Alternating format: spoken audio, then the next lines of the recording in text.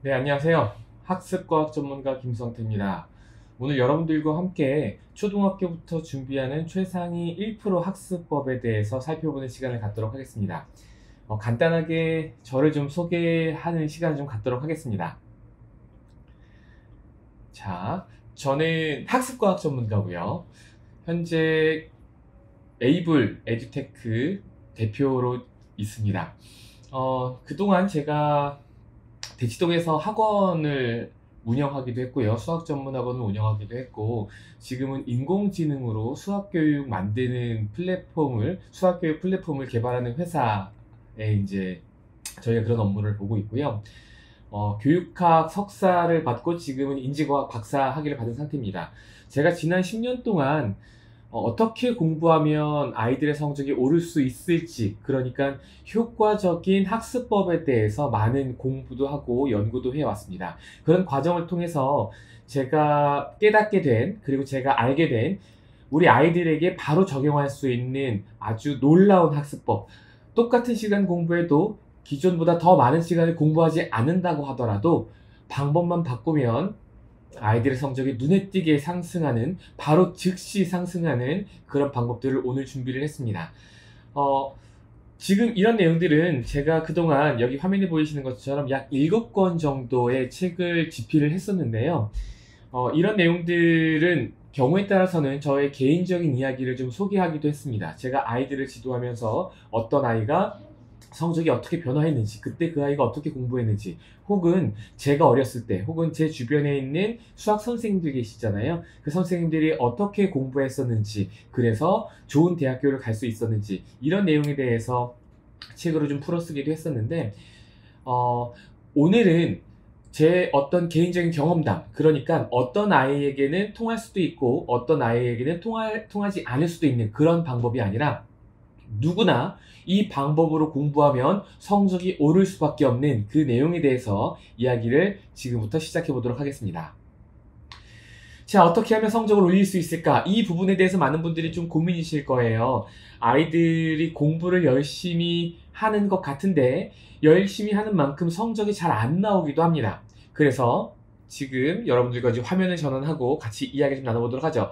어떻게 하면 성적을 올릴 수 있을까? 이 부분에 대해서 이야기를 좀 해보도록 하겠습니다. 보통의 경우에는 열심히 노력하면, 그러니까 공부를 잘하기 위해서는 많은 노력들이 필요하다라고 말씀을 하실 거예요. 맞습니다. 한편으로는 맞고 한편으로는 조금 다르게 생각할 수도 있을 것 같아요. 물론 공부를 잘하기 위해서는 많은 노력들을 해야 되는 게 사실이죠. 노력 없이는 절대로 원하는 것을 얻을 수가 없습니다. 하지만 우리가 노력과 성적의 관계를 생각해 본다면, 지금 화면에 보이시는 것처럼 이렇게 선형으로 노력을 이만큼 하면 성적이 이만큼 나오고, 노력을 이만큼 하면 성적도 이만큼 나오고, 노력을 10만큼 하면 성적도 10만큼 나오고, 이런 어떤 정비례 관계에 있을 거라고 보통 생각하는 아이들이 많아요. 물론 지금 영상을 보시는 어머님들께서는 그렇지 않다라는 것도 잘 알고 계실 겁니다. 그래서 실제로 아이들이 성적이 공부에 투입하는 어떤 시간이나 노력 대비했을 때 실제로 성적이 어떻게 변화하는지, 이런 곡선들을 통해서 알 수 있을 겁니다. 공부를 하기 시작해서 어느 정도까지 노력을 했을 때에는, 혹은 공부를 했을 때에는 성적이 잘 오르지 않다가 어느 구간에서 급격하게 성적이 상승하는 이런 경험들을 맛보게 됩니다. 그렇다고 해서 성적이 무한정 계속해서 상승하는 것이 아니라 다시 노력에 비해서 성적이 좀 덜 올라가는 이런 상황들이 발생을 하겠죠. 화면에서는 이렇게 S자로 한 번만 꺾었는데 실제로 아이들이 공부할 때는 여러 번의 턱이 있을 거예요. 그래서 공부를 한다면 이렇게 계단 형태로 좀 보이게 될 겁니다. 다만 아이들의 어떤 역량, 타고난 기질, 여러 가지 것들에 따라서 아이들의 노력에 성적이 반응하는 것은 이렇게 서로 다를 수 있습니다. 그렇기 때문에 똑같은 90점을 맞기 위해서 어떤 아이들은 90만큼의 노력을 해야 되는데 어떤 아이들은 40만큼의 노력을 해도 그 점수가 나오더라 라는 것들을 우리는 경험을 통해서 알고 있습니다. 많은 과학자들이 이와 관련해서 다양한 연구들을 진행을 했고요. 아이들의 성적에 영향을 미치는 것이 무엇일까에 대해서 많은 연구들이 있었습니다. 지금 화면에 보이시는 것처럼 어떤 아이가 90점을 목표로 공부를 했을 때 어떤 아이는 40만큼의 노력을 해야 이 성적을 받을 수가 있는데, 이 성적이 발생하는 원인은 첫 번째로 공부 방법이 될 수가 있어요. 그리고 두 번째로는 여러분들이 생각하시는 바로 그겁니다. 타고난 거죠. 태어나면서 갖고 태어난 어떤 그 무엇인가 때문에 이런 차이가 발생을 하게 됩니다. 공부 방법은 잠시 뒤에 여러분들과 이야기를 나눌 예정이니까 지금은 유전에 대한 이야기 좀 나눠보도록 할게요. 대표적인 게 바로 IQ입니다. 아이가 태어나면서 이미 지능은 어느 정도 정해져 있다고 보시면 되겠습니다. 그런데 아이들이 태어나서 어떤 환경에서 어떤 학습을 하느냐에 따라서 어떤 경험을 하느냐에 따라서 지능은 계속해서 발달이 되기 시작할 거예요. 그렇게 발달하는 지능은 보통 만 10세에서 12세 정도면은 발달이 거의 정점에 와서 더 이상 발달하지 않는 단계로 접어들게 됩니다. 이렇다는 얘기는 뭐냐?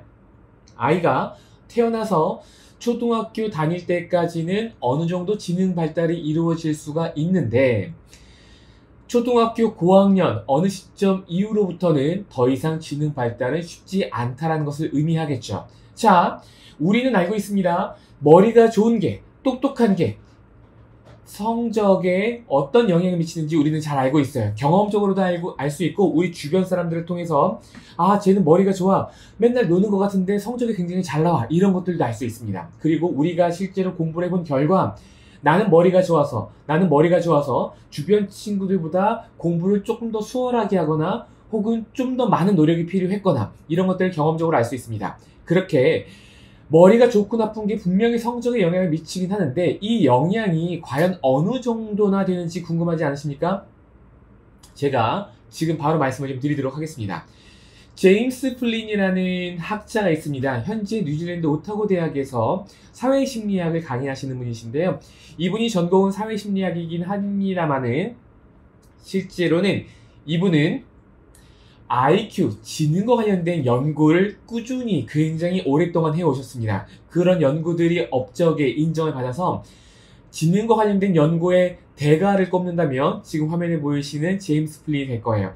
본인의 이름을 딴 여기 가운데 보이시죠? 플린 이펙트라는 어떤 개념을, 이론을 완성할 정도로, 그리고 그게 책으로 출간이 돼서 우리나라에 번역본도 들어와 있습니다. 그렇게 지능과 관련해서 굉장히 많은 다양한 여러 가지 연구를 해보신 분이 지능이 성적에 어느 정도 영향을 미치는지에 대한 연구를 빠뜨렸을 리가 없겠죠.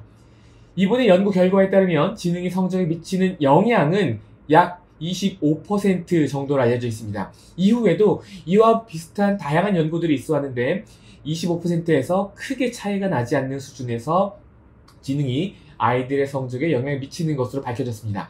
물론 통계적으로 본다면 지능이 성적에 25% 영향을 미친다라고 말하는 것보다는 좀 더 정확하게 표현하자면 지능으로 아이의 성적을 25% 정도 예측할 수 있다라고 보게 되는데 편의상 여러분들의 이해를 돕기 위해서 지능이 성적에 약 25% 영향을 미친다 정도로 설명을 드리도록 하겠습니다. 자, 그렇다면 방금 말씀드렸잖아요. 우리가 아이가 초등학교 고학년을 넘어가게 되면 서서히 지능 발달은 더 이상 이루어지지 않기 때문에, 어렵기 때문에 아이들의 지능이 이미 어느 정도 고정이 됐을 거예요. 그러니까 변화할 수 없는 고정 변수입니다. 상수죠. 그랬을 땐 이 지능 때문에 그러면 우리 아이는 공부를 더 잘할 수가 없는 건가? 더 많은 노력들을 해야 되나? 이런 질문들을 하실 수가 있는데 이럴 때 우리가 같이 볼 수 있는 건 바로 이런 걸 겁니다. 지능 이외에 아이들의 성적에 영향을 미치는 요소들은 무엇이 있는가? 그래서 제가 오늘 여러분들께 한 가지만 좀 설명을 드리도록 하겠습니다. 화면에 보이시는 오른쪽에 있는 회색 할아버지, 흑백 사진에 있는 할아버지는 알버트 반두라라는 학자입니다. 굉장히 유명한 학자고요. 심리학자입니다. 이분이 화면에 나온 것처럼 알버트 반두라의 어떤 그 학술적인 어떤 성취, 워크니까, 네, 이렇게 좀 번역이 가능할 것 같아요. 그런 것들과, 그리고 더 Cognitive Revolution in Psychology, 심리학에서 인지적 혁명을 가지고 온 이런 부분들에 대해서 굉장히 인정을 높이 평가를 받았기 때문에 알버트 반드라는 내셔널 메달 오브 사이언스, 그래서 화면에 보이시는 것처럼 오바마 대통령 재임 시절에 이 할아버지께서 이 내셔널 메달 오브 사이언스를 받게 된 거예요. 보통 과학자들이나 여러 학자들이 국제적으로 세계적으로 인정받는 여러 상들 받습니다. 수학에서는 필즈상이 있고 뭐 또 노벨상이 있죠. 노벨 경제학상이나 물리학상, 생리의학상 이런 것들이 있는데 이거 이외에도 우리에겐 잘 알려져 있지 않지만 과학자로서는 굉장히 명예로운 것들이 좀 있을 거예요. 그런데 그 중에 하나가 미국에서 이제 대통령이 직접 주게 되는 내셔널 메달 오브 사이언스가 그 중에 하나가 될 겁니다. 알버트 반도라는 그 업적을 인정받아서 이렇습니다. 알버트 반도라의 여러 가지 업적들이 있지만 그 중에 하나가 제가 오늘 여러분들께 소개해드리고 싶은 개념인데요. 바로 자기효능감입니다. 이 자기효능감은 어떤 과제를 수행을 할 때 필요한 능력이 나에게 있는가 없는가에 대한 신념이에요. 쉽게 얘기하면은 공부에 있어서는 자신감이랑 거의 비슷한 뜻이다라고 봐도 무방할 겁니다. 그러니까 보통의 경우에는 자신감은 나 이거 할 수 있어, 할 수 있을 것 같아, 이런 막연한 그냥 뭔가 잘할 수 있을 것 같은 느낌이라고 한다면 자기효능감은 그런 느낌에 더불어서 실제로 그걸 잘할 수 있는 능력이 나에게 있는가 없는가에 대해서 생각을 해보고 그런 것들이 있다고 믿으면 자기효능감이 높은 것이고 그런 것들이 나에게 없다고 믿으면 자기효능감이 낮은 거예요. 혹시 여러분들 수학을 힘들어하고 어려워하다가 결국에 수학 공부를 더 이상 하지 않는 아이들 아시죠? 우리는 그들을 보고 수포자라고 부릅니다. 수포자는 자기효능감이 낮은 아이들을 방치했을 때 이 친구들이 학습된 무기력증에 빠지게 되면서 나타나는 어떤 증상들을 우리가 쓰는 말로는 수학을 포기한 사람들, 그래서 수포자라고 이렇게 부르게 되죠. 수포자가 되는 것은 자기효능감이 낮기 때문에 만들어지는 현상이라고 이해하시면 됩니다. 이런 것처럼 자기효능감은 분명히 자신감과 거의 비슷한 뜻으로 아이들의 학업 성취도, 즉 성적에 많은 영향을 미치는 것을 지금 대략 느낌적인 느낌으로 알 수가 있는데 그 정도가 얼마나 되는지 또 다른 연구를 통해서 밝혀진 것이 있는데요. 그 정도가 지능과 비교했을 때 더 높을 것 같습니까? 아니면 더 낮을 것 같습니까? 과목에 따라서 좀 차이가 있는데요. 수학 교과목 같은 경우에는 자기효능감이 성적에 미치는 영향이 화면에 보이시는 것처럼 약 40.2% 정도 되는 것으로 알려져 있습니다. 굉장히 높죠. 머리가 좋고 나쁜 것이 아이들의 성적에 영향을 어느 정도 미치는지 우리는 알고 있어요. 뭐 대략적인 느낌으로 알고 있습니다. 그 느낌보다 자기효능감이 높으냐 낮으냐가 성적에 훨씬 더 많은 영향을 미친다는 것이죠. 자기효능감이 성적에 많은 영향을 미칠 수밖에 없는 이유는 자기효능감은 심리상태잖아요. 아이가 느끼는 심리상태예요. 그렇기 때문에 아이가 공부를 잘할 수 없다라고 생각을 하고 있다면, 공부를 잘할 수 있는 능력이 없다고 생각을 하고 있다면 이 아이는 공부를 하려는 시도 자체가 보통의 아이들보다 현저하게 떨어질 겁니다. 왜냐하면 어차피 해도 안 될 거라는 경험을 통해서 아이가 알고 있는 것들이 있어요. 그래서 자기효능감이 낮으면 학업 성취도에 굉장히 부정적인 영향을 미칠 수밖에 없습니다.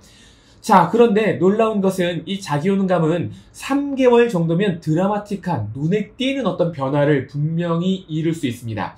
아이가 자기효능감이 떨어지는 이유들은 반복된 작은 실패 때문에 자기효능감이 떨어지는 것으로 알려져 있는데 그의 정반대인 반복된 작은 성공, 이런 경험들을 계속해서 반복하게 된다면 아이들은 자기효능감이 조금씩 올라가서 나중에는 자기효능감 때문에 성적에 부정적인 영향을 미치지 않는 수준까지 올라가게 되고요. 그러면서 또 다른 성공을 계속해서 맛본다면 자기효능감이 아이의 성적에 긍정적인 영향을 미치는 수준까지 올라갈 수도 있습니다.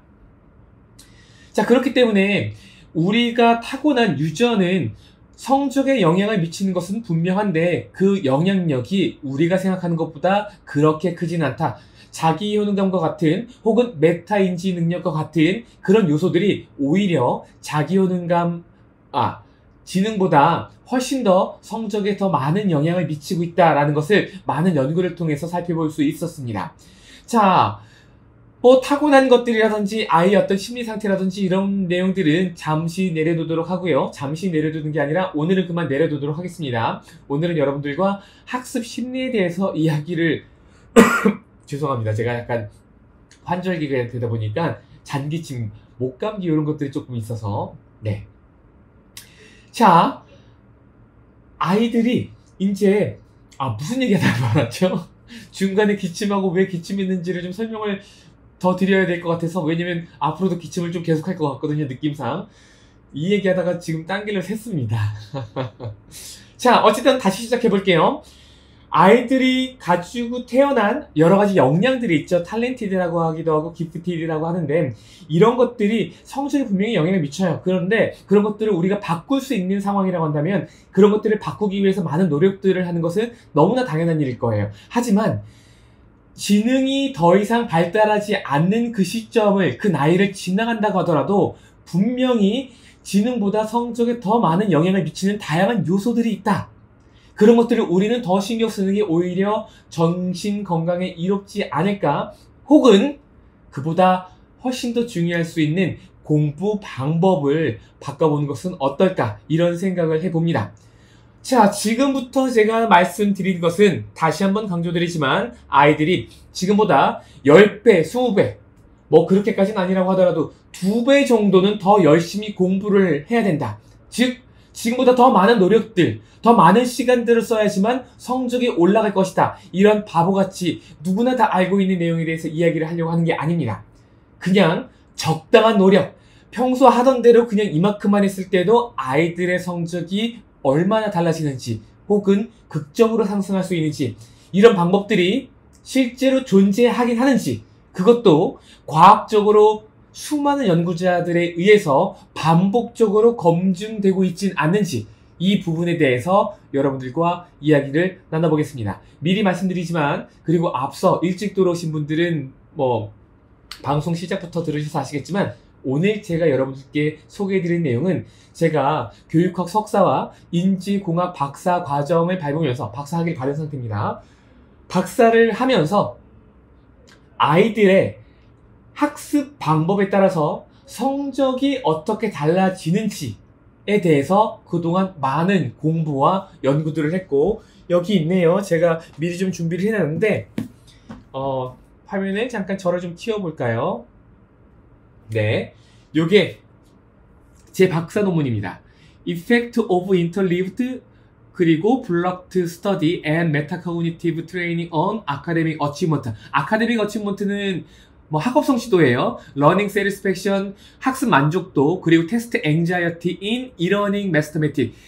그러니까 아이들이 태블릿과 같은 이러닝 환경에서 공부를 했을 때, 수학 공부를 했을 때 학업 성취도라든지 혹은 학습 만족도에 미치는 영향에 대해 살펴볼 건데, 여기에 두 가지 영향을 본 거예요. 인터리빙과 블로킹이라는 학습 방법과 그 다음에 메타인지 능력을 끌어올려주는 어떤 훈련법, 이런 것들이 아이들의 성적에 어떤 영향을 미치는지, 그거에 대해서 이렇게 두꺼운 논문을 쓰고 박사학위를 받았습니다. 네, 박사학위 논문이고, 그래서 보시는 것처럼 영어로 썼어요. 저는 영포자였었거든요. 고등학교 때까지 영포자였었는데, 이 영어를 못했던 게 너무 나이를 먹고 나서 영어 공부를 해야 되는 순간이 왔을 때 너무 힘들게 제 인생의 발목을 붙잡는 느낌이었습니다. 아무튼 제가 그동안 연구했던 내용들과 공부했던 내용들을 여러분들께 오늘 소개해드리는 자리고요. 이 학습 방법은 적용하는 즉시 그 효과가 나타납니다. 그냥 아이의 성적이 그냥 달라져요. 그 방법에 대해서 지금부터 시작해 보도록 하겠습니다. 화면을 다시 넘어가도록 할게요. 참고로 뒤로 가면 갈수록 더 중요한 내용들이 나옵니다.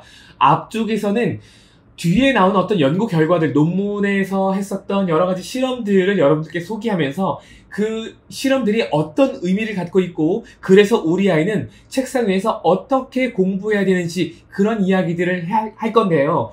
그 연구가 어떤 의미가 있고 왜 그런 연구 결과가 나왔는지에 대해서 여러분들과 제가 이야기를 나누면서 성적이 오르는 공부의 비밀, 그 비밀을 해결해주는 몇 가지 이론적 배경에 대해서 좀 가볍게 공부를 해보도록 하겠습니다. 지금부터 여러분들은 딱 3가지의 단어의 뜻만 정확하게 이해하시면 돼요. 딱 3가지만 이해하시면 됩니다.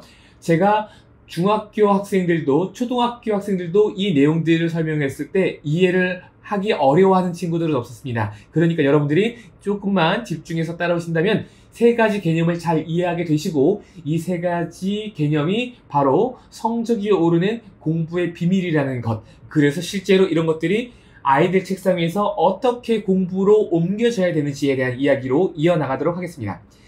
자, 가장 첫 번째는 우리가 기억에 대해서 반드시 살펴봐야겠죠. 왜냐하면 공부를 하는 건 결국에 그 내용을 머릿속에 잘 기억하고 있다가 시험 때 가서 문제가 나왔을 때 필요한 정보들을 꺼내어서 써먹어야 될 거 아닙니까? 그러니까 반드시 배운 내용들을 잘 오랫동안 기억하고 있어야 될 거예요. 잠깐만 기억하고 있으면 안 됩니다. 시간이 지나면 금방 까먹는 것은 사람들의 일반적인 어떤 그 뇌의 기능이기 때문에 지금은 아니지만 시간이 조금만 지나도 까먹으면 안 돼요. 그러니까 오랫동안 유지하는 게 필요합니다. 그런 의미에서 복습의 중요성에 대해서는 굳이 강조할 필요가 없을 수도 있겠습니다. 그런데 제가 기억에 대해서 여러분들과 이야기를 하고 싶은 건 조금 다른 관점이에요. 자, 지금 기억의 뜻을 살펴보기 위해서 생명과학 대사전을 가지고 와봤습니다. 초판은 2008년도에, 개정판이 2014년도에 나온 것인데 여기 보면은요, 기억이라고 하는 건 사람이나 동물이 경험한 것을 특정 형태로 저장하였다가 나중에 재생 또는 재구성하는 현상이다 라고 알려져 있습니다. 우리가 알고 있는 내용이랑 조금 어휘는 다르지만 선택한 단어는 다르지만 우리가 알고 있는 내용이랑 비슷해요. 여기서 중요한 것은 현재 노란색으로 줄쳐져 있는 부분이 아니라 이 부분입니다. 기억의 저장, 즉 엔그램의 형성은 개개의 경험에 대응하여 활동하는 피질 연합력의 뉴런군 시냅스에 구조적인 변화가 생기고 후에 재현 가능한 형태로 되는 것이라 생각되지만 그 실태는 아직 밝혀지지 않았다라고 나와 있어요. 현재는 그 실태마저도 밝혀진 상태입니다. 지금은 엔그램이 어디에 있는지, 어디에 기억이 저장되는지 우리는 눈으로 볼 수 있어요. 사진을 찍어서 볼 수 있습니다. 놀랍게도 지난 136년 동안 많은 학자들이 기억이 뇌 어디에 저장이 되는지 그 위치를 규명하고 싶었어요. 그 위치를 알고 싶었습니다. 하지만 130년 동안 밝혀지지 않았습니다. 지금으로부터 4년 전, 130년이 아니라 132년이겠네요. 134년인가? 지금으로부터 4년 전, 5년 정도 되는 2017년도에 사이언스의 전 세계에서 가장 권위 있는 과학 학술지인 사이언스의 논문 한 편이 딱 실리는데 그게 바로 기억이 어디에 저장되는지를 드디어 밝혀낸 거예요. 그리고 그 논문을 쓴 사람이 어쩌면 여러분들도 TV를 통해서 한 번쯤은 보셨을 수도 있는 서울대학교 강봉균 교수와 그 박사팀이었습니다. 연구원이에요. 전 세계에서 최초로 기억이 어디에 저장되는지 그 위치를 아주 정확하게 타겟팅하는 연구를 냈고 논문으로 발표했죠. 자, 여기서 여러분들이 오늘 기억해야 되는 첫 번째 단어 뭘까요? 화면에 나와 있죠? 엔그램입니다. 엔그램. 엔그램은 기억의 저장이에요. 기억의 저장, 엔그램. 엔그램이 형성됐다, 기억이 만들어졌다. 이렇게 보셔도 괜찮습니다. 실제로 엔그램 셀들이 어떻게 서로 그 네트워크를 형성하느냐에 따라서 특정한 기억들이 만들어진다고 보시면 돼요. 어쨌든 지금 우리는 그냥 엔그램 정도만 보도록 하겠습니다. 엔그램이 뭐라고요? 기억의 흔적, 기억의 저장, 기억이 머릿속에 남는 거예요. 흔적으로 남겠죠. 그게 바로 엔그램이 만들어진 겁니다. 자, 엔그램은 동물의 뇌 안에 학습에 의하여 축적되는 기억의 흔적입니다. 세포 내 핵산이나 단백질 등의 고분자 중에서 암호화되어 있다. 뭔가 복잡해요. 하지만 괜찮습니다. 우리는 뭐만 알면 돼요? 엔그램은 기억의 흔적이다. 자, 여기서 좀 보겠습니다. 우리가 그냥 비유적인 표현으로 뇌근육 이런 표현들을 썼었어요. 뇌근육이라는 표현을 쓰면서 책을 쓴 사람도 있습니다. 자, 그렇다면 뇌근육과 그 진짜 근육을 한번 비교해보죠. 제가 잠깐 화면을 이렇게 전환한 다음에 저를 잠깐 보실게요. 예를 들어서 제가 여기에는 근육을 발달시키고 싶어요. 그래서 되게 굵은 어떤 팔뚝을 갖고 싶다고 보겠습니다. 그래서 운동을 하고 싶어요. 그런데 이렇게 가벼운 것들을 들고 이렇게 운동을 하면 운동 효과가 좋을까요? 아니면 나쁠까요? 한 가지 더, 저에겐 지금 무거운 게 없기 때문에 그냥 이 논문이 그래도 이거보다 훨씬 무거워요. 이 논문같이 좀 무거운 걸 가지고 운동을 한다고 가정을 해보겠습니다. 그럼 이렇게 벌써 제가 몸이 반동이 생기게 되네요. 운동을 하려고 하니까. 이렇게 운동을 하는 게 근육 발달에 도움이 될까요? 이런 걸로 운동하는 게 근육 발달에 도움이 될까요? 둘 중에 어느 게 될 것 같으세요? 그렇습니다. 너무나 당연하죠? 무거운 걸로 해야 돼요. 그런데 진짜 무거운 거, 너무 무거워서 들지도 못하는 거면 그 또한 운동 효과가 나타나지 않겠죠. 자, 공부도 마찬가지입니다. 쉽게 공부하면, 즉 뇌에 부하가 적게 걸리는 상태에서 공부를 하게 되면 공부가 잘 안 돼요. 적당히 어렵게 공부하는 게 공부가 훨씬 더 잘 됩니다. 그래서 공부는 쉽게 하면 잊혀지는 것도 쉽지만 어렵게 하면 잊혀지는 것도 어렵다. 이렇게 말씀을 드릴 수 있겠습니다. 자, 기억의 저장 엔그램에 대해서 꼭 말씀을 드려볼게요. 그리고 조금 더 설명을 이어나가도록 하겠습니다. 자, 엔그램은 기억의 흔적입니다. 상처가 나면 흉이 생기는 것과 같이 기억은 뇌세포에 생물학적인 변화를 일으킬 거예요. 자, 여기 보면요. 팔뚝에 지금 작은 화면 보이시죠? 여기 부분에 뭐가 있냐면 흉이 졌어요. 갈색 반점이 있습니다. 이게 뭐냐면요. 요렇게 바꿔야 되겠다. 그쵸? 보이시죠? 여기. 이게 뭐냐면 제가 한 3개월 전에 김치찌개를 식당에서 먹다가 가스레인지 켜놓고 김치찌개 계속 끓이면서 먹는 거 있죠. 생고기 김치찌개 이런 거. 저쪽에 있는 반찬을 집어먹으려고 젓가락을 이렇게 했다가 여기를 김치찌개 냄비에 다 써요. 그래서 너무 뜨거워서인지 그냥 바로 뒤었더라고요. 이 흔적은 뭡니까? 이 흉이 뭐예요? 화상을 입었다는 흔적이죠.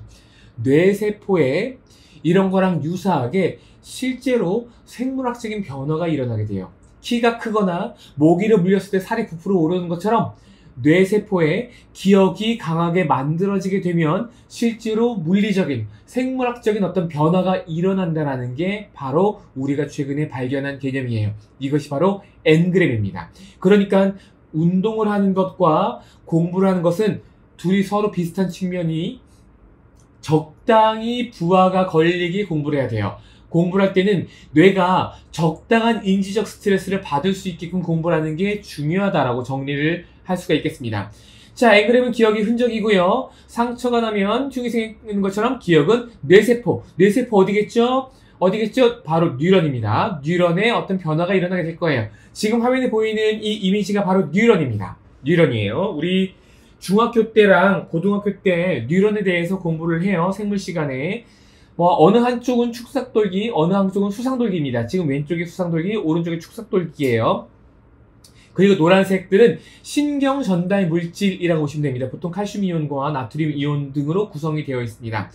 자, 이 신경 전달 물질에 정보를 넣어서 다른 뉴런한테 그 정보를 전달하고 이런 뉴런들이 그런 정보들을 자꾸 주고받다 보면은 주는 쪽도 빨리 줘야 되니까 사이즈가 커지고 받는 쪽도 사이즈가 커지게 됩니다. 보통의 경우에는 받는 쪽의 사이즈가 훨씬 더 크게 커진다고 보시면 돼요. 이런 것들이 실제로 기억이 만들어지는 과정에서 장기 기억이 만들어지는 장기 강화라고 보시면 되겠습니다.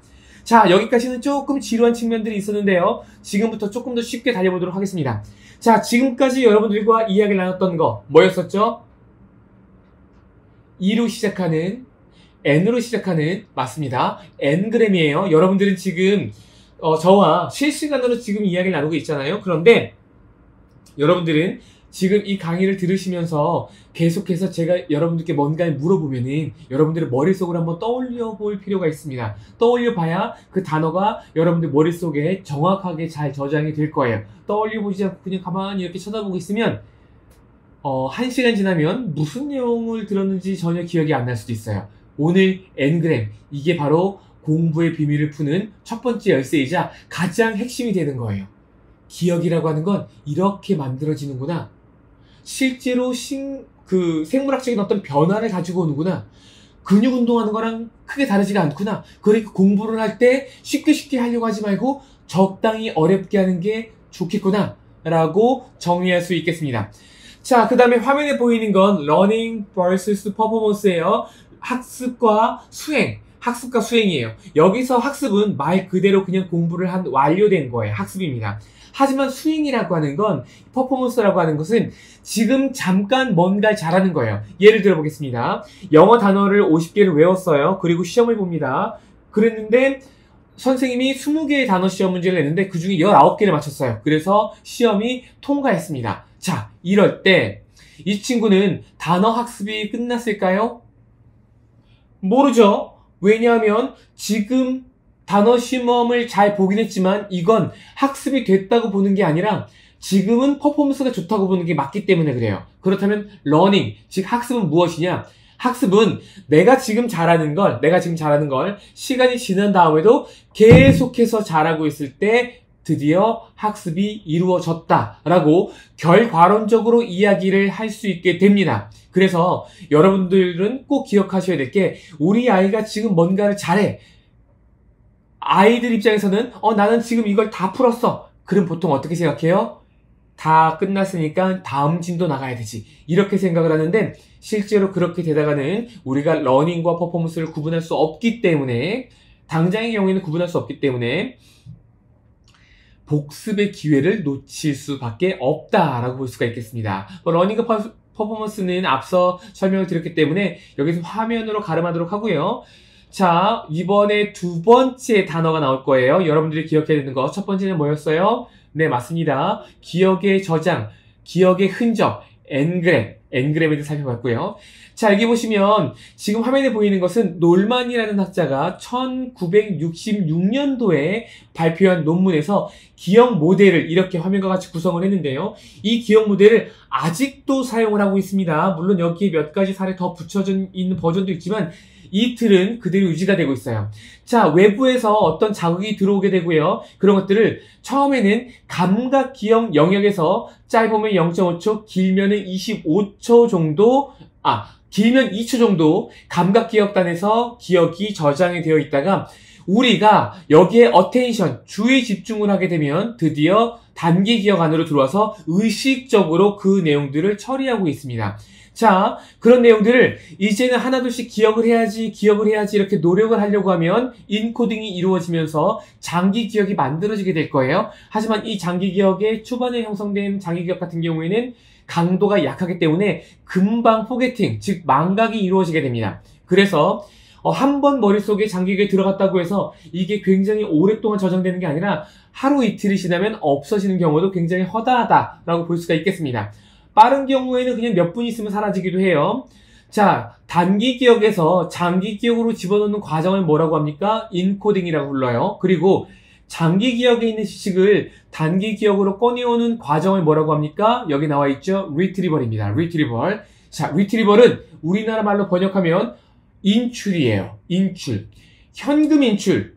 현금 인출은 통장에서 돈을 꺼내어 쓰는 거고요. 기억의 인출은 장기 기억에 있는 정보를 내가 꺼내서 지금 뭔가 써먹으려고 하는 거예요. 그러니까 장기 기억에 있는 지식을 내가 꺼내어서 쓰고 있다는 얘기는 머릿속에 온통 그 생각이 가득하다는 뜻이겠죠. 여러분들 머릿속에는 지금 기억 모델, 엔그램은 사라졌다가 지금 방금 돌아오신 분도 계세요. 장기 기억, 단기 기억 이런 정보들만 머릿속에 둥둥 떠 계실 거예요. 이게 바로 단기 기억. 비슷한 말로 워킹 메모리, 작업 기억 이렇게 부르기도 합니다. 여기서 여러분들이 보셔야 되는 것은 단기 기억의 지속 시간은 25초예요. 여러분들이 보셔야 되는 것은 바로 여기 이겁니다. 두 개 필요 없고요. 리트리벌, 인출입니다. 인출은 장기 기억에 있는 지식을 꺼내어 쓰는 거예요. 한 번 꺼내어 쓰면 단기 기억에 몇 초 동안 저장이 되어 있다고 해요. 보통의 경우에는 25초. 25초 전에는 그 기억을 다시 떠올릴 필요가 없습니다. 왜냐면 이미 내가 생각하고 있는 거기 때문에. 그런데 25초가 지나면 그 기억은 다시 사라지게 됩니다. 그게 바로 쇼트 메모리에서 포게팅이 이루어지는 과정이라고 보시면 되겠습니다. 자, 이제 여러분들이 조금 지루해할 만한 내용들이 거의 끝나가고 있어요. 이제 거의 끝났습니다. 자, 여기 이제 마지막 슬라이드 한 장만 더 보도록 하겠습니다. 여기 보시면 러닝이라고 되어 있고요. 이 할아버지가 보이네요. 이 할아버지는 여기 나와 있죠. 로버트 비오크라는 UCLA 대학교 교수예요. 자, 여기 있는 내용들을 잠깐만 좀 짧게 번역을 해볼게요. Making things hard on yourself, but in a good way, creating desirable difficulty. to enhance learning. 번역해보면 making things hard on yourself. 너 스스로 뭔가 좀 어렵게 만들어 봐봐. but in a good way. 하지만 좋은 방법으로 하고 땡땡 되어 있습니다. 그게 뭐냐면 creating desirable difficulty. 만들어라. desirable difficulty를 만들어라. to enhance learning. 학습이 효과적으로 이루어지려면, 학습이 잘 되려면 desirable difficulty, 바람직한 어려움을 만들어서 공부를 해라 라는 이야기입니다. 네, 여러분들이 오늘 기억해야 될 세 번째 단어입니다. 첫 번째는 기억의 흔적, 엔그램. 두 번째는 장기 기억에 있는 지식을 단기 기억으로 불러오는 과정, 리트리벌. 그리고 세 번째 단어는 desirable difficulty, 바람직한 어려움. 제가 아까 말씀드렸죠. 엔그램이 잘 만들어지게 하는 게 공부의 비밀이라고. 엔그램을 한 번에 빡 하고 만들어버리면 그 지식은 굉장히 오랫동안 유지가 될 거예요. 하지만 엔그램이 잘 만들어지지 않는 기억들은 뒤돌아서면 까먹게 되는 겁니다. 여러분 기억나시죠? 어떤 단어를 외우려고 궁시렁 거리다가 뒤돌아서면 까먹게 돼요. 예를 들면 계좌번호라든지 혹은 핸드폰으로 문자 메시지가 왔어요. 인증번호 6자리. 그거를 보고 이렇게 하고 갔다가 금방 까먹게 될 거예요. 이런 것들은 엔그램이 형성되지 않았기 때문에 장기 기억으로 남아있지 않은 겁니다. 장기 기억으로 남으려면 엔그램 만들어야 되겠죠. 엔그램을 만들려면 뭘 해야 된다고요? desirable difficulty, 즉 바람직한 어려운 환경을 만들어서 공부하는 게 좋다. 그리고 그 방법론으로는 뭐예요? 인출, 리트리벌. 인출 연습, 리트리벌 프랙티스. 이게 굉장히 중요하다. 여기까지가 오늘 강의의 전반부였고요. 이제 뒤에 있는 것들은 아주 재밌는 내용들로만 남아있습니다. 하나도 어렵지 않아요. 실제 어떤 실험을 했는지, 그래서 어떤 연구 결과가 나왔는지, 이게 의미하는 게 무엇인지, 그렇다면 우리 아이는 이제 어떻게 공부해야 되는지, 이런 이야기 순서대로 몇 가지 실험들을 좀 소개를 해드리도록 하겠습니다. desirable difficulty, 이게 바로 성적이 오르는 학습 전략의 본질이에요. 이 뒤에는 엔그램이 숨어있죠. 이거에 대한 구체적인 전략으로 본다면 앞서 말씀드린 리트리벌이 있겠습니다. 자, 잠깐 여기까지만 끊고 아이들이 많이 푸는, 우리나라에서 가장 많이 풀리는 센수학 문제집을 좀 가지고 왔어요. 이 문제집은 유형서라고 합니다. 유형서.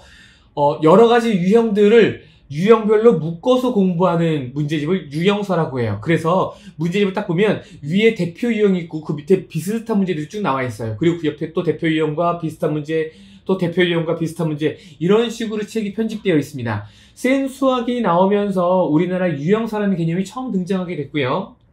처음 등장하지는 않았어요. 아무튼 센수학이 완전 화두를 던졌죠. 그래서 이 이후에 모든 출판사에서 유형별 문제집이 있습니다. 자, 이렇다면 이런 문제집으로 공부를 한다는 건 우리는 유형별로 공부를 한다는 뜻이에요. 유형별로 공부를 한다는 뜻입니다. 그런데 유형별로 공부하는 게 분명히 어떤 장점들이 있으니까 저런 문제집이 잘 팔리기도 하겠죠. 하지만 단점이 있진 않을까? 혹시 이 문제집으로 공부했을 때 뭔가 문제가 발생하진 않을까에 대해서 착안해 볼 필요가 있습니다. 왜냐면 이쪽 분야에 대해서, 뇌과학에 대해서, 인지과학에 대해서 공부를 하다 보면 여러 가지 다른 개념들을 알게 되고, 그게 이 유형별 학습과 같이 맞물려서 유형별 학습의 함정 혹은 양날의 검에 대해서 우리가 살펴볼 수 있기 때문입니다. 그러니까 우리는 유형별 학습과 비유형별 학습에 대해서 살펴보는 시간을 갖도록 할 거예요. 자, 이런 연구가 있었어요. 화면에서 보시는 것처럼. 자, 이 연구의 결과는 이런데 제가 지금 여러분들께 잠깐 좀 말씀을 좀 드리도록 하겠습니다. 어떤 실험을 했냐면 사람들이 비슷한 유형의 문제들을 묶어서 공부하는 집단이 있었고요. 비슷한 유형들이 연속으로 출시되지 않게 뒤죽박죽 섞이게 해놓고 공부를 한 집단이 있어요. 예를 들어 보겠습니다. 예를 들어서 제가 수학 선생님이니까 아이들에게 수학을 가르칠 때 인수분해 공식을 배우는 날이라고 보겠습니다. 인수분해 1번 공식, 2번 공식, 3번 공식, 4번 공식, 5번 공식이 있어요. 아이들에게 공식에 대해서도 쭉 설명을 하고 어떻게 이런 공식들이 만들어졌는지 그 원리도 설명하고 이 공식을 적용할 수 있는 주요 예제들도 풀어보기도 하고 아이들한테 그 자리에 한 문제씩 풀어보게 하기로 했습니다. 그래서 아이들이 인수분해에 대해서 다 이해를 했고, 공식이 어떻게 유도되는지도 확인을 했고, 그리고 아이들의 문제를, 공식을 어떻게 적용해서 문제를 푸는지도 확인이 됐습니다. 그렇다면 이제 뭐 해야 돼요? 아이들은 많은 인수분해 문제를 풀어보면서 인수분해를 빠르고 정확하게 계산하는 게 필요할 거예요. 그래서 저는 1번 공식의 10문제, 2번 공식의 10문제, 그리고 쭉 가서 5번 공식의 10문제, 다 해서 50문제가 들어있는 프린트를 아이들에게 나눠줄 거예요. 그런데 여기에 나와 있는 문제의 배열은 조금 다릅니다.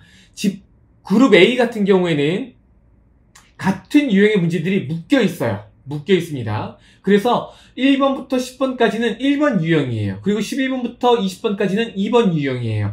21번부터 30번까지는 3번 유형이에요. 이렇게 구성이 되어 있어요. 하지만 어떤 집단 같은 경우에는 1번 유형 다음에 바로 다음 문제는 1번 유형이 아닌 2번 유형이 나와요.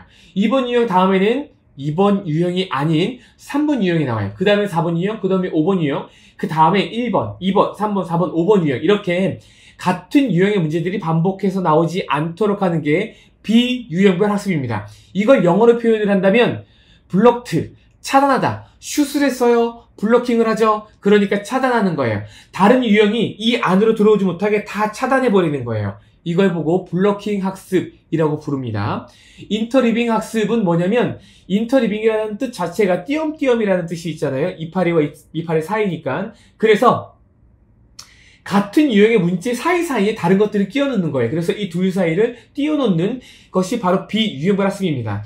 제 논문에서 본 것처럼 아까 잠깐 보면 여기에 첫째 줄에, 두 번째 줄이겠네요. 첫째 줄에 Effect of Interleaved 다시 블럭드 스터디, 그러니까 인터리빙 학습과 블로킹 학습에 대해서 살펴보는 논문이 여기 있었습니다. 지금 이와 비슷한 실험들을 제가 우리나라 학생들을 대상으로 수학 교과목에서 실제로 실험을 했어요.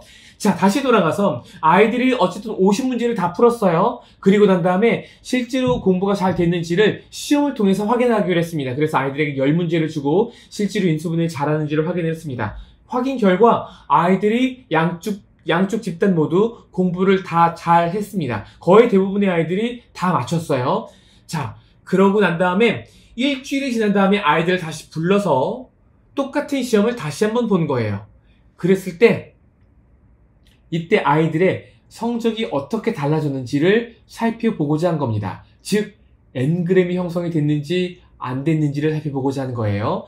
자, 여기 보시면 Judged Performance, 그러니까 너의 수행 능력은 어느 정도 되는 것 같아? 한번 생각해봐 라고 했더니 60점 정도 된다고 생각하는 사람들이 블러킹에 있었고요. 평균적으로. 그리고 인터리빙, 비유형별로 공부하는 친구들은 20점 정도밖에 안 돼요. 점수 차이가 3배나 되는 거예요. 그러니까 아이 혼자 저는 인수분해 굉장히 잘하고 있는 것 같아요 라고 응답한 친구들이 유형별로 공부한 친구들이라는 거예요. 비유형별로 공부한 친구들은 저는 인수분해 너무 어려워요 이렇게 응답을 했다는 얘기예요. 하지만 실제 성적은 어떨까? 지난주에 인수분해 공식에 대해서 다 공부를 하고 문제도 다 풀어본 다음에 시험을 봤더니 아이들이 다 잘해요.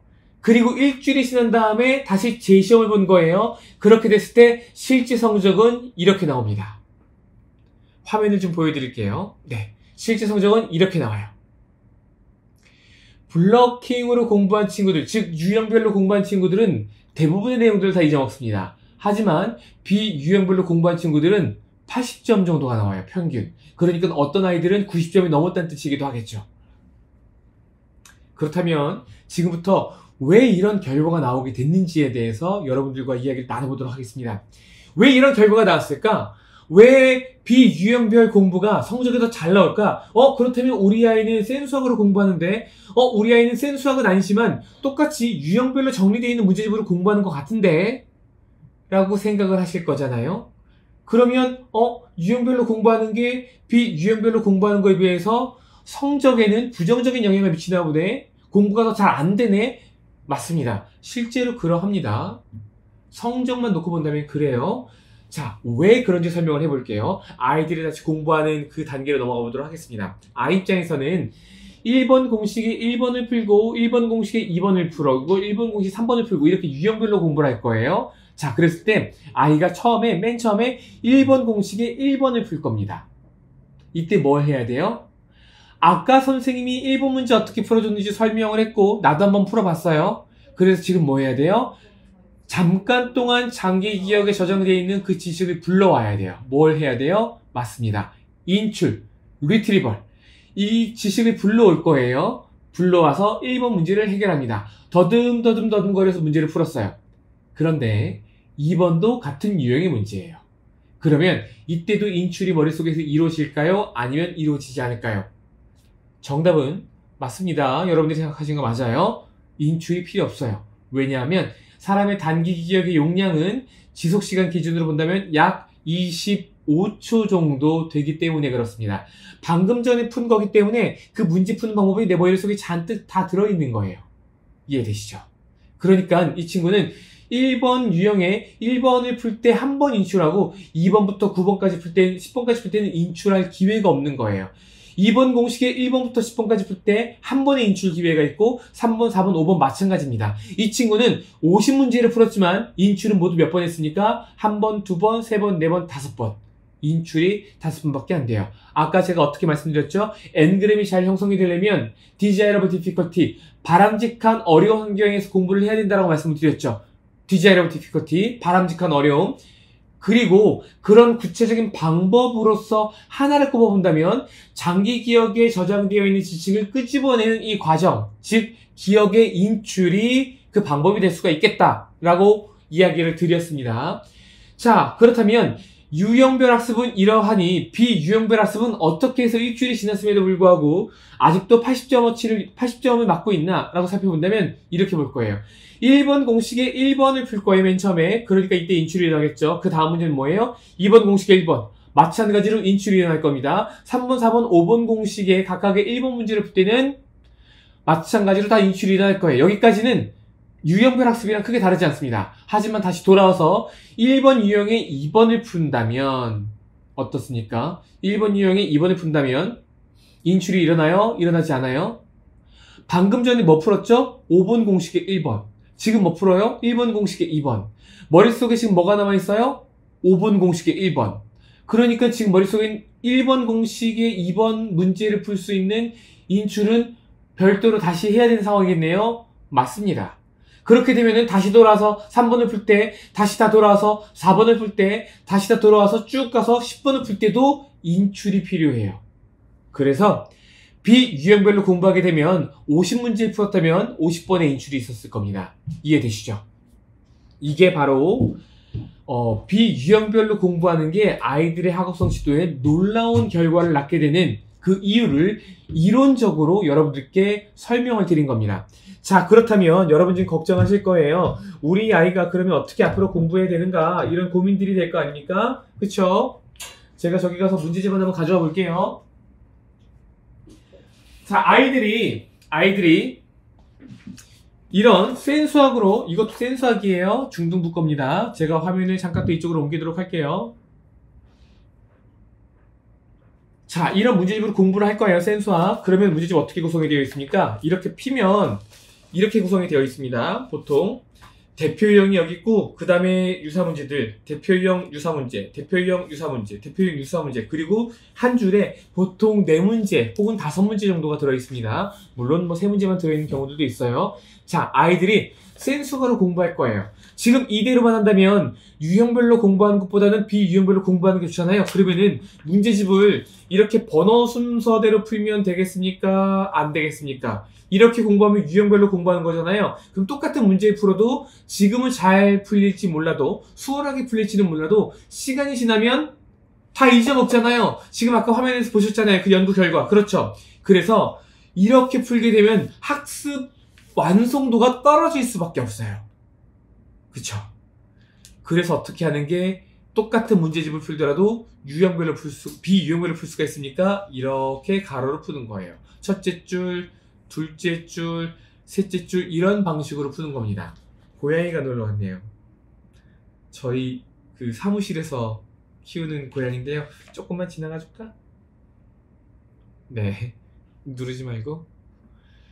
자, 그러면 유형별 학습보다는 무조건 비유형별로 공부하는 게 성적에는 유리하겠네? 라고 질문을 하신다면 맞습니다. 무조건 맞아요. 그렇다면 모든 아이들이 유형별로 공부하는 게 좋겠네요? 라고 질문을 하신다면 그렇지 않다라고 말씀드리겠습니다. 자, 우리는 어디에 집중해야 되냐? 바로 이 부분입니다.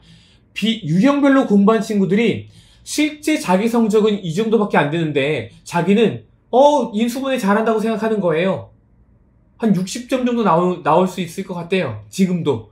근데 비유형별로 공부한 친구들은 자기의 점수를 한 20점 정도로 예측해요. 실제로는 80점이 맞는데. 그러니까 문제가 생겼죠. 아이들의 마음 상태가 문제가 생길 수 있어요. 자, 보겠습니다. 유형별로 공부한 친구들은 자기가 공부가 잘 되었다고 생각을 해요. 그러니까 이런 기분들은 자기 효능감에 긍정적인 영향을 미칠 수가 있죠. 그쵸? 그렇기 때문에 이 또한 학업 성취도에 긍정적인 영향을 줄 거예요. 유형별로 공부하는 게 심리적인 측면에서. 그리고 비유형별로 공부하는 게 실제로 학업 성취도에 아주 적극적인 역할을 하지만 학생들의 학습 만족도 혹은 자기 공부의 완성도를 스스로 예측했을 때 생각보다 점수를 훨씬 더 낮게 측정을 하고 있어요. 그러니까 공부가 힘들죠. 이런 상태를 방치하다 보면 자기 효능감이 떨어지다가 결국엔 수포자가 될 수도 있습니다. 된다는 얘기는 아니고요. 그렇다면 우리 아이는 어떻게 해야 돼요? 아이의 성향에 따라서 유형별과 비유형별을 적절하게 섞어야 돼요. 제가 쓴 논문에서는 유형별과 비유형별을 이제 여러 가지 방법으로 섞어서 이제 내용들이 진행이 됐는데, 지금 빨리 찾으려니까 잘 안 나오네요. 여기 있네요. 여기 나오는 그래프가 유형별과 비유형별을 섞은 거예요. 몇 대 몇으로 섞어야 아이들에게 가장 좋을까? 심리적으로도 안정되고, 그리고 학습 성향, 학업 성취도라고 봐도 괜찮은 이 정도가 무엇일까? 전 세계에서 최초로 그 비율을 찾아보려고 한 게 바로 이 논문입니다. 이 논문이 학계에 요 정도의 영향을 미쳤기 때문에 이 논문이 졸업하고 난 다음에 올해의 최우수 논문으로 선정이 됐어요. 올해가 아니라 작년 기준으로. 네. 대단하죠? 네. 잘난 척은 그만하도록 하고, 지금부터 여러분들께 우리 아이가 성향에 따라서 어떻게 똑같은 문제집을 다르게 풀 수 있는지 설명을 좀 드릴게요. 편의상 여기에 네 문제, 여기에 네 문제씩 있다고 보겠습니다. 카메라를 조금 내려볼게요. 자, 이렇게 보면 조금 더 화면을 가까이 키워보도록 하겠습니다. 어떻게 키우냐면 이 카메라는 줌이 되기 때문에 제가 지금 카메라의 줌을 이용해서 키워보도록 할게요. 너무 가깝다, 그쵸? 네. 너무 가까이 보면은 안 예쁘게 나와요. 자, 보겠습니다. 여기다 이렇게 놓고 볼게요. 아이들이 수학을 굉장히 잘해요. 그리고 멘탈이 굉장히 강하고 자기 효능감도 굉장히 높아요. 그러니까 자기는 수학 잘한다고 믿고 있어. 그런 친구들 같은 경우에는 100% 비유형별로 문제를 푸는 거예요. 100% 비유형별로 문제를 풉니다. 여기는 센서 비스텝이 아니네. 이렇게 한번 넘겨서 볼게요. 100% 비유형별로 푸는 거예요. 100%. 이해되시죠? 전부 다 뒤죽박죽 섞어서 공부하는 거예요. 세로로 풀면 얘네들은 비슷한 유형이기 때문에, 연달아 안 푸는 거예요. 이렇게 풀 겁니다. 가로로. 자, 만약에 우리 아이가 수학을 좀 어려워하고 수학에 대한 자신감도 떨어져. 그러면 유형별로 공부하는 게 좋아요. 물론 이것은 학업 성취도에 긍정적인 영향을 미치지는 않지만 성적에만 보면은, 그런데 아이들의 심리적인 부분에 있어서 수학 할만한데 해보니까 좀 되네, 이런 느낌을 갖게 만들어줍니다. 아이가 이렇게 공부하면 비유형별로 공부했을 때보다 훨씬 더 공부가 잘 되고 요번에 요 내용은 조금 쉬운데, 이런 느낌을 갖게 될 거예요. 그렇다면 보통의 아이들은 어떻게 공부하는 게 좋을까요? 자, 여기가 꿀팁이에요. 맨 위에 있는 거 하나 풀고 그 다음 거 풀어요. 두 문제를 풉니다. 그리고 넘어가요.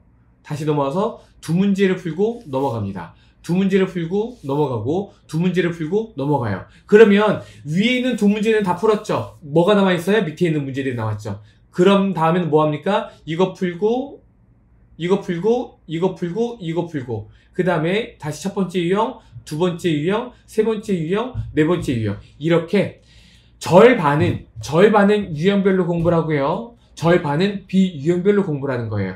여기에서 우리 아이는 중간에서 조금 더 상인데 라고 한다면 그래도 이렇게 공부하는 거예요. 그렇게 되면 이제 똑같네요. 이렇게 이게 마지노선이네요. 유형별로 최소 2개는 공부하는 거. 우리 아이가 중간에서 좀 약간 처지는 것 같아. 그렇다고 한다면 3개의 유형별로 풀고 3개의 유형별로 풀고 3개의 유형별로 풀고 3개의 유형별로 3개의 유형별로 이렇게 푼 다음에 하나 다시 푸는 방법들이 있을 겁니다. 같은 문제집을 풀어도 어떻게 공부하느냐에 따라서 아이들의 성적이 달라질 수 있다는 거에 대해서 살펴봤습니다. 자, 지금은 조금 더 다른 얘기를 한번 해보도록 할게요.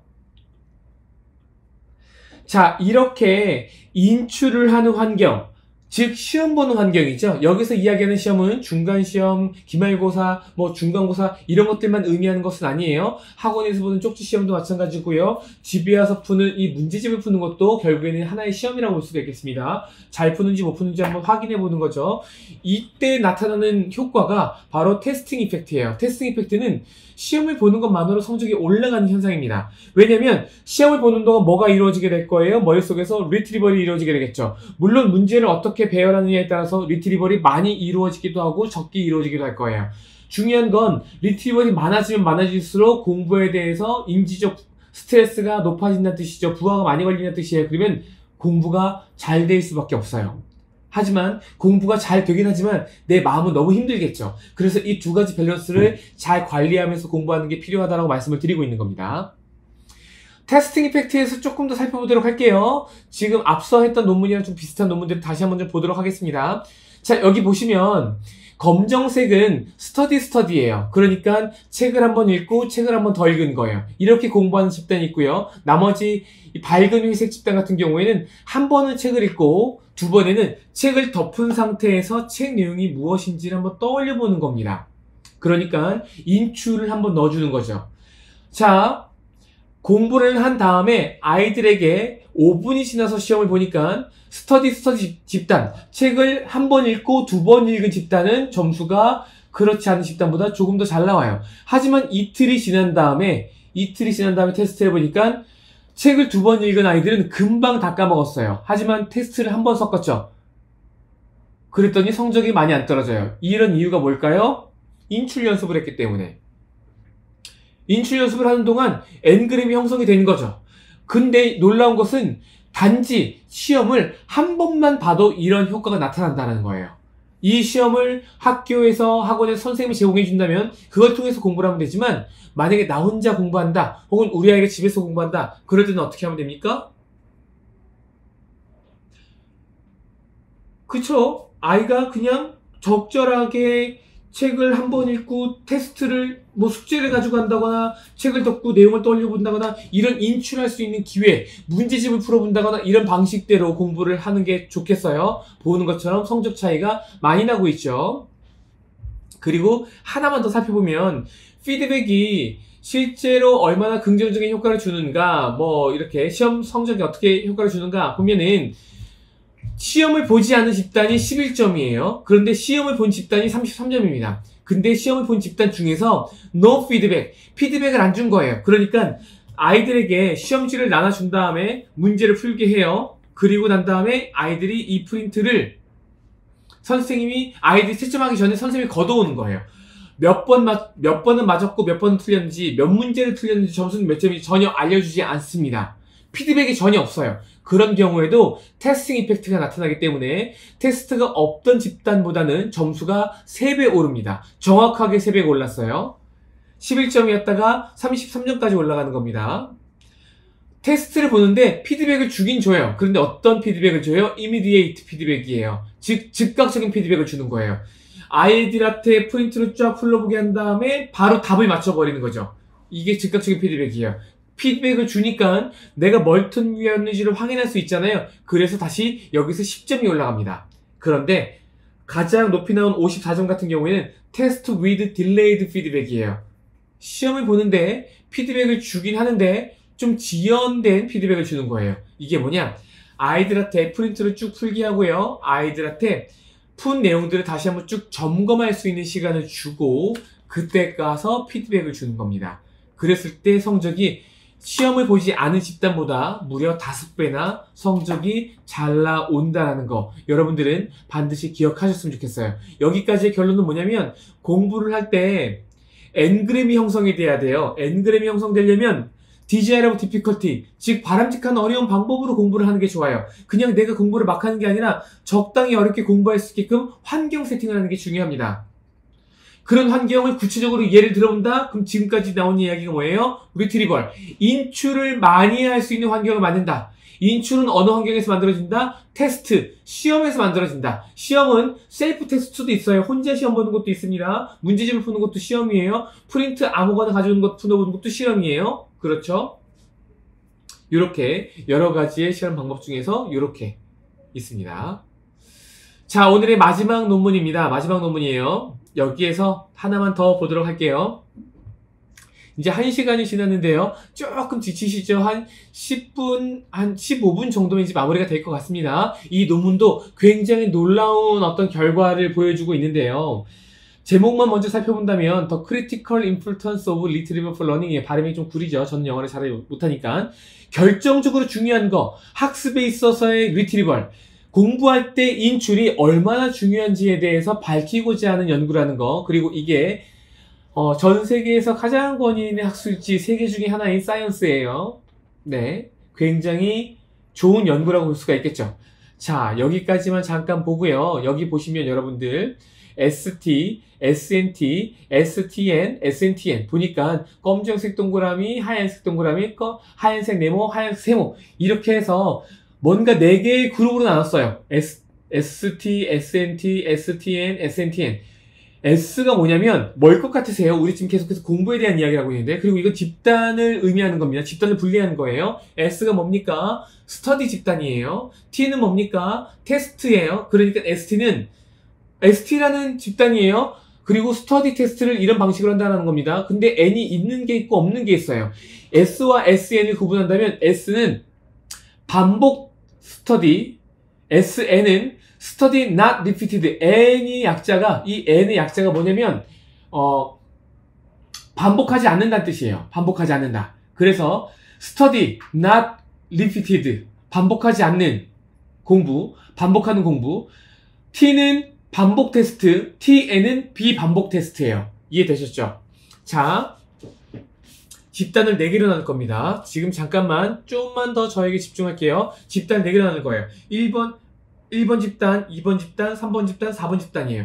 1번 집단은 반복 테스트와 반복 학습을 할 거예요. 2번 집단은 반복 학습과 비반복 테스트를 볼 겁니다. 뭐 이렇게 이제 구성을 하는 거겠죠. 자, 사람들에게 40개의 단어를 외우게 할 거예요. 40개 단어를 외울 시간을 주고 일정한 시간을 준 다음에 시험을 봅니다. 그리고 또 단어 외우는 시간을 한 번 더 주고 또 시험을 볼 거예요. 단어 외우는 시간을 3번째를 한 번 더 주고 또 시험을 보고요. 마지막으로 단어 보는 시험을 4번째를 한 번 더 갖고 또 시험을 볼 거예요. 이해되시죠? 그러니까 단어를 4번 외울 거고요. 테스트를 그 사이사이에 4번을 볼 겁니다. 그런데 반복이냐 비반복이냐는 이제부터 설명을 드릴 건데요. 반복 테스트는 첫 번째 시험에서 맞췄던 문제는 출제를 하기도 하고 안 할 수도 있는데, 반복 테스트는 첫 번째 맞았거나 틀렸거나 관계없이 맞은 것도 반복해서 출제한다. 그래서 반복 테스트예요. 비반복 테스트는 첫 번째 맞춘 문제들은 지워버릴 거예요. 더 이상 시험에 출제하지 않을 겁니다. 왜냐하면 이미 맞췄기 때문에. 그래서 한 번 맞춘 문제는 반복해서 출제하지 않는다. 그래서 비반복 테스트예요. 이해되죠? 그럼 반복 학습도 마찬가지겠네요. 자, 반복 학습은 첫 번째 시험 보고 두 번째 학습을 시작했을 때는 내가 맞춘 단어들은 지우면서 공부를 하게 되면 비반복 학습이에요. 맞춘 단어는 반복해서 공부하지 않는다. 비반복 학습. 반복 학습은 맞춘 단어도 반복해서 공부한다. 그러니까 이게 S, 비반복 학습은 SN. 이렇게 볼 수가 있겠죠. 자, 그랬을 때 다시 화면으로 들어가게 되면 4개 집단마다 첫 번째 시험 결과, 두 번째 시험 결과, 세 번째 시험 결과, 네 번째 시험 결과가 이렇게 나타나고 있어요. 두 번째 시험에서는 점수 차이가 조금 나다가 세 번째, 네 번째, 그리고 4개 집단 모두 성적이 거의 만점에 가까운 평균이 나왔다는 걸 확인할 수 있었습니다. 그러니까 어떻게 공부하든지 상관없이 일단 공부를 하고 즉시 테스트를 봤을 때는 이렇게 아이들의 성적이 쭉 올라가게 될 거예요. 그리고 오른쪽에 있는 그래프는 이런 걸 의미합니다. 자, 이건 뭐냐면 The final test 1 week after learning이에요. 뭐냐면 맨 마지막에 본 시험은 공부를 한 다음에 일주일이 지난 다음에 다시 시험을 본 거예요. 왜냐면 N그램이 형성이 됐는지 안 됐는지 이걸 확인하고 싶었던 겁니다. 자, 그래서 보면 지금 두 집단은 막대 그래프가 굉장히 길고요. 두 집단은 막대 그래프가 짧아요. 그쵸? 두 개와 두 개의 차이가 뭘까요? 두 개와 두 개의 차이. 여기를 보면 되겠죠? 얘는 ST, 얘는 SNT, 여기는 STN, 여기는 SNTN. 아, 둘 다 T고, 둘 다 TN이네요. S는 S이기도 하고 SN이기도 한데 별 차이가 없네요. S와 SN은 별 차이가 없네요. 그러니까 중요한 게 뭡니까? T냐, TN이냐. 반복 테스트냐, 비반복 테스트냐. 반복 테스트는 뭐라고 했어요? 맞춘 것도 다시 시험 본다. 반복 테스트. 비반복 테스트는 맞춘 것들은 더 이상 출시하지 않는다. 이렇게 볼 수가 있겠네요. 그쵸? 그러면 오늘 강의의 마지막으로 여러분들과 왜 이런 연구 결과가 나오게 됐는지를 다시 한번 설명을 좀 드리도록 할게요.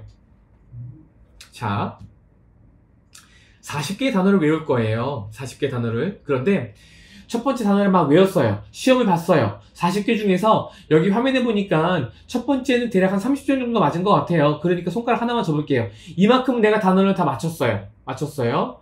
그 다음에 반복 테스트는 뭡니까? 첫 번째 시험에서 10개를 맞췄어요. 그럼 두 번째 시험에서는 몇 개를 시험 봐요? 나머지 이것만 보겠죠. 아, 비반복 테스트는 이것만 보겠죠. 하지만 반복 테스트는 뭐도 봐요? 얘도 봅니다. 첫 번째 시험에서 맞춘 문제들도 시험에 나와요. 왜? 반복 테스트니까. 세 번째 시험에서는 어떻게 됩니까? 두 번째 시험에서 대부분의 사람들이 70점, 80점 사이 맞았어요. 이렇게 적을게요. 그러면 두 번째 테스트에서 이렇게 맞췄으니까 세 번째 테스트에서는 비반복 테스트는 요것만 시험에 출제할 거예요. 시험 문제가 4분의 1로 줄었습니다. 하지만 비반복 테스트, 아니죠. 반복 테스트 같은 경우에는 이것만 틀린 것만 시험 보는 게 아니라 맞춘 것도 다시 시험 보게 됩니다. 그 중에 얘네들은 처음에 틀렸던 건데 두 번째에서 맞춘 건데 또 시험을 보고 있어요. 또 인출을 해야겠죠. 그리고 네 번째는 어떻게 됩니까? 대부분의 사람들이 다 맞췄어요. 세 번째에서 90점 이상입니다. 그러니까 반복 테스트는 또 다시 40개의 단어를 다시 다 시험을 보는데 비반복 테스트는 2개밖에 시험에 출제가 되지 않습니다. 즉 화면에 보이시는 것처럼 두 집단이 점수가 잘 나오고 두 집단이 점수가 잘 안 나오는 건 인출 횟수의 차이예요. 적어도 어떤 내용을, 단어를 잘 기억하려면, 수학적 개념을 내가 잘 기억하려면 서로 다른 시간대에 다 작업 기억에서 비운 상태에서, 단기 기억에서 비운 상태에서 그 내용들을 다시 스스로 떠올려 보려고 하는 그런 노력들이 필요할 거예요. 이게 바로 desirable difficulty입니다. 인출 연습이 필요해요. 인출 연습은 이런 문제집을 푸는 것도 인출 연습이라고 볼 수 있습니다. 그러니까 아이들이 공부할 때, 단어를 외울 때 손으로 막 쓰면서 공부하는 거 별로 효과 없어요. 제가 나중에 기회가 되면 여러분들과 또 한번 이야기 나눌 시간이 있을 텐데 그때는 그런 내용들도 같이 좀 설명을 드릴게요. 아이들이 단어를 막 쓰면서 공부하는 거 별로 효과가 없어요. 어떻게 공부해야 돼요? 빠르게 읽고 뜻도 한번 보고 몇 가지 써보기도 하고, 써본 거나 2-3번 정도면 충분합니다. 스펠이 손가락은 기억을 해야 되니까 그렇게 써보고 단어가 빨리빨리 넘어가는 거예요. 그 다음에 뭐 해야 돼요? 단어를 이렇게 가려놓은 상태에서 여기만 보고 뜻을 생각하는 거예요. 틀린 것들은 다시 한번 체크를 이렇게 해보고 그 다음에 이런 것들을 여러 차례 반복하는 게 단어 외우는 데 중요합니다. 여기는 맞춘 문제나 틀린 문제나 다 셀프 테스트를 보는 게 좋아요. 그러니까 단어를 보고 이건 무슨 뜻, 이건 무슨 뜻인지 알아도 그 뜻이 무엇인지 생각해보는 게 중요하다. 이게 바로 초등학교 때부터 할 수 있는 최상위권으로 갈 수 있는 공부의 비밀입니다. 다시 한번 마지막으로 정리하겠습니다. 기억이라고 하는 건 기억이 만들어진다. 그리고 N그램이 형성이 됐다라고 최신 과학에서는 밝히고 있습니다. 자, N그램이 형성이 되는 건 어떻게 해야 잘 형성이 돼요? N그램이 천천히 형성되는 게 있고 빨리 형성되는 게 있겠죠. 천천히 형성되는 건 아이의 뇌에 인지적 스트레스가 그만큼 작았다는 얘기예요. 그렇기 때문에 N그램이 잘 형성이 안 된 거예요. 하지만 아이가 인지적 스트레스를 적당히 어렵게, 예를 들면 리트리벌 프랙티스 이런 방식으로 공부를 하게 된다면 어떻게 됩니까? 어떻게 돼요? 공부가 잘 된다. 성적이 오를 수밖에 없다라는 겁니다. 지금 화면에 보이시는 것처럼 대부분의 사람들이 많이 잊어먹는데 이 사람들은 잊어버리지 않아요. 물론 나중에 또 이제 기억이 지나면 지날수록 더 희미해질 수 있으니까 중간중간에 반드시 복습을 하는 게 좋습니다. 자, 오늘은 여기까지 좀 말씀을 드리고요. 지금 대략 70분 정도 여러분들과 함께 여러 연구에서 밝히고 있는 성적이 오르는 공부 방법들을 엔그램과 리트리벌 그리고 디자이러블 디피컬티라는 개념을 통해서 살펴보는 시간을 가졌습니다. 다음에 또 여러분들과 함께 더 도움이 되는, 그리고 다음에는 오늘 엔그램에 대해서 공부를 했으니까 다음에는 조금 더 쉬운 내용을 바탕으로 해서 재미있고 흥미있는, 그리고 우리 아이 책상에서 바로 사용할 수 있는 이런 내용들을 준비를 해서 여러분들과 또 인사 나누는 시간을 갖도록 하겠습니다. 긴 시간 동안 수고 많으셨습니다. 감사합니다.